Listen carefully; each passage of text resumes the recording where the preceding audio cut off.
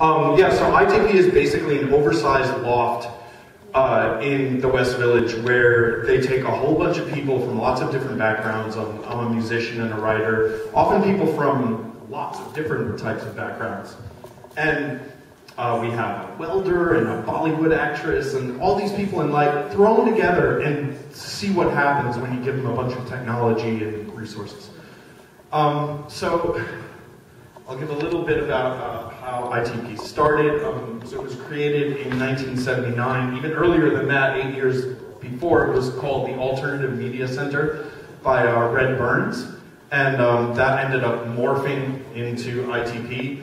And it really got its start from the Sony Portapak camera system, which is shown there. It was like the first sort of real deal portable camera that you could have. And Red Burns ended up coordinating with the city of New York to take the videos that students made and put them up on public access.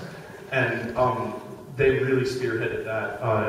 I think the one channel had a live video feed continuously of Broadway, which I guess back in the day was maybe a little more interesting than it is now with American Apparel across the street from school and all that. So today it's grown into a place where we have a lot of visual programming and physical computing, lots of different stuff. So ITP is notoriously hard to describe, but here are some tries to explore the imaginative use of communications technologies. Art School for Geeks, or Geek School for Artists. Clay Shirky, one of our professors, calls it the Center for the Recently Possible, and I like to call it a digital Hogwarts. So yeah, I mean, it's really great. As an artist, I can go in and I'm learning how to do computer programming and expanding my electronics knowledge and stuff like that, which is a lot of fun. Dennis Crowley, the founder of Foursquare, is an ITP graduate, just graduated a few years ago actually, and he did a site called dodgeball.com, which was sort of a precursor to Foursquare that was actually bought by Google. Then when he came to ITP, he ended up refining his ideas, partly with the foosball table that lives on the floor. He actually took it and made it interactive, where you could take your student ID and swipe it, and then whoever you were playing, it would send to like an SQL server what the point spread was and who won, and then you would have online rankings, and you could essentially check in to the foosball table, which now you can do on Foursquare. And it's amazing because the foosball table has been there for years, and it's been used in every conceivable project that you can think of. So if you look at the underside of it, there's just wires hanging down, but it never dies because everybody knows how to fix it and make it work again. So that's really cool. So he, did that little enclosure with the Tupperware and wired all the electronics. That's something that we learned too, physical computing with the Arduino. So I'm going to show some things that have been done recently by current students at ITP. And the first one is the musical paintbrush, which I'm going to grab, if you'll give me a minute. So this was created in the toy design class by a classmate of mine named Saul Kessler. And let me just run the program. Whatever colors it goes over, it will translate into music. I actually have to, look at this, I'm the sound guy, and now I need help. Right? There we go. Does it work? Oh, wait.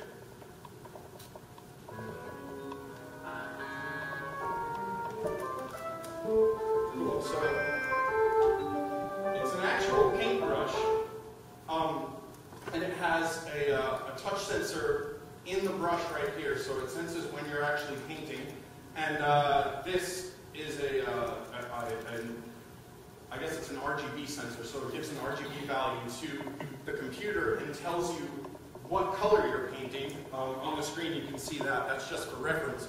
But then it ends up playing, being ported out to MIDI, which lets you broadcast every color that you're painting, or wherever the paintbrush goes over. So I'm going to demonstrate it here. These trays are filled with paints.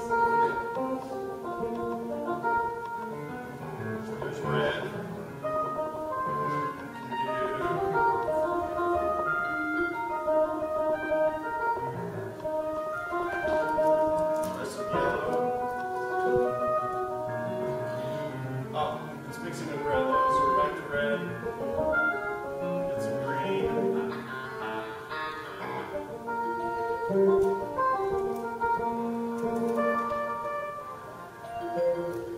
Blue.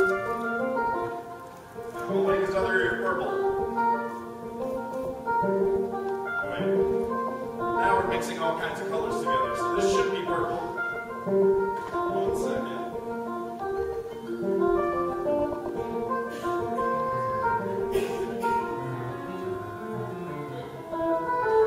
Well, yeah, you get the idea.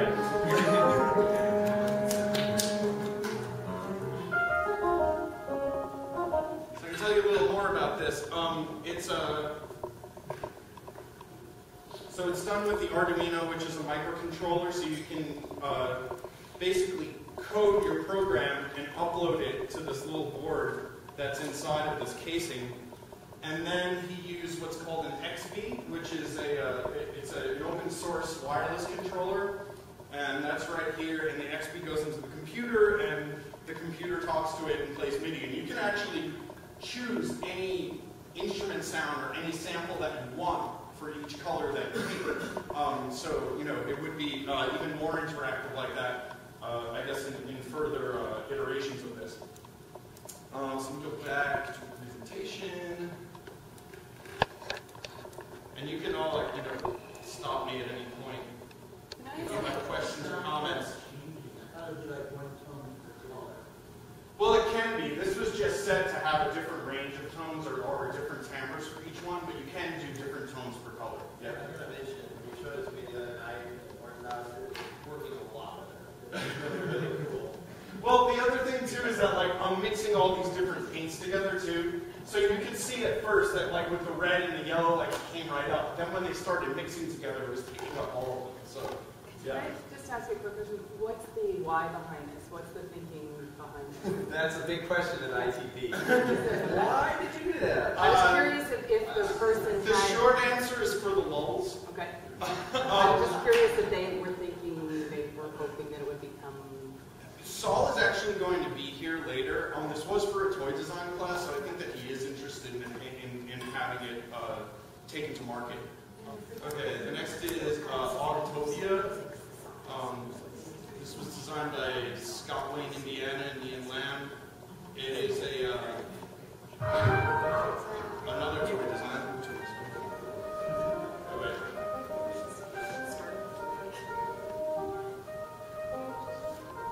I know you all love the sound of that. Got stuck in my head now. So this is a robot that uses QR codes to become interactive for augmented reality.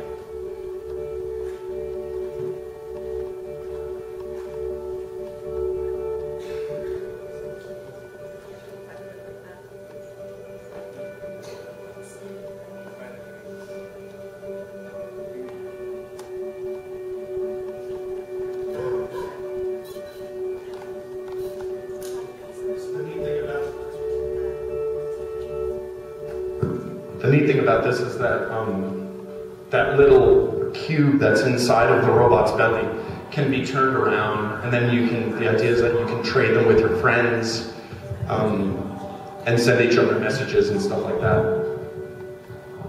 A few other projects are Kairani Baraka did. She worked as an intern at UNICEF over the summer, but UNICEF also does a design for UNICEF class at ITP, which is actually taught by Clay Shirky, and she came up with a whole bunch of children's technology guidelines. One of the things about global outreach is that a lot of people think that you can take technology and throw it at, you know, a society or a group of people, and, you know, it'll make their lives better. But there's a lot more to be considered in terms of usability. A lot of places, like, you can't recharge batteries and stuff like that. So there's a checklist that she's created that creates kind of a rubric for what would be appropriate for deploying technologies into different populations around the world. If you want a copy of it, you can ask me afterwards, and I'll send you the PDF. Lucas Wertheim has done some really cool interactive videos with open frameworks. Here's one. It's sort of a time-delayed, like, split-screen program that he made. Is this live? No. There we go.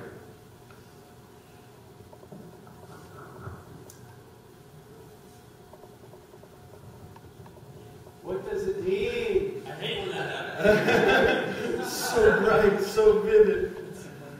And this is another one of his projects that's more of a game. So the screen fills with these little dots, and it uses motion capture, and you can. The idea is to sweep them away from the screen as much as you can. And this has not been done on Connect yet?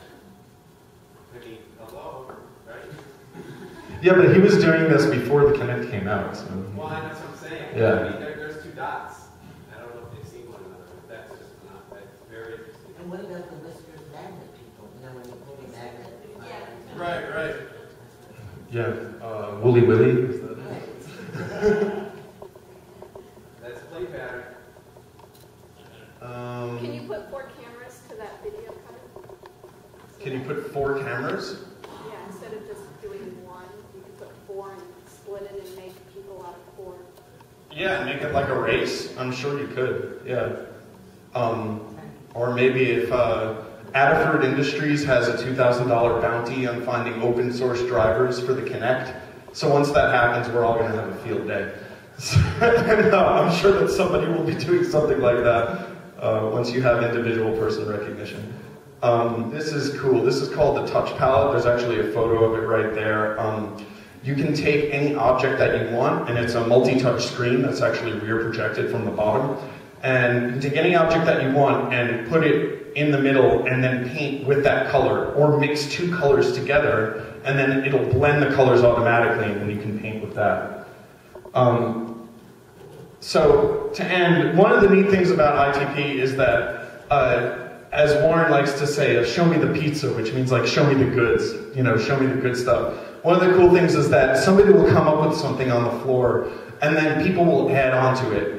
And say like, oh, that's really cool, what if you did this and that and that and that? And we're like, well, I don't know how to do that. Oh, well, I do, I can help you out, you know, and this sort of thing happens all the time. So something recently happened that was just a microcosm of that process. I don't know if anybody has seen this. This is a Mary-Kate and Ashley Olsen video from back in the day. And when you slow it down, something really funny happens.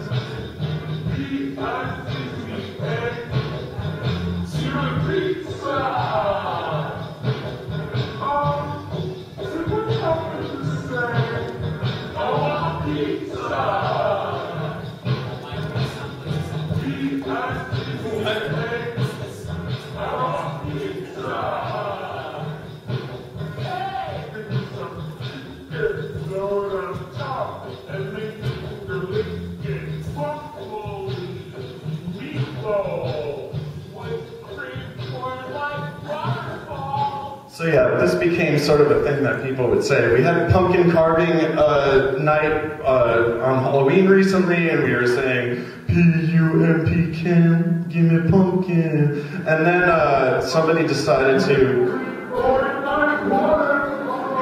come to the Halloween party as whipped cream pouring like waterfalls, and that's me in a bear suit.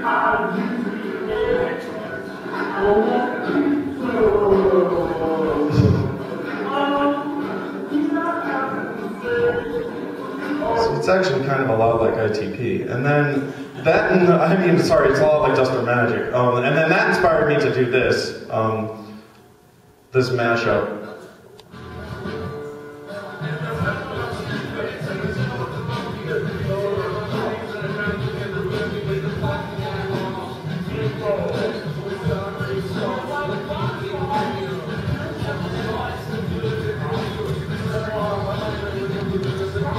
So you get the idea. And that's what happens at my school on a regular basis. If anybody has any questions or comments, I'd be willing to take them.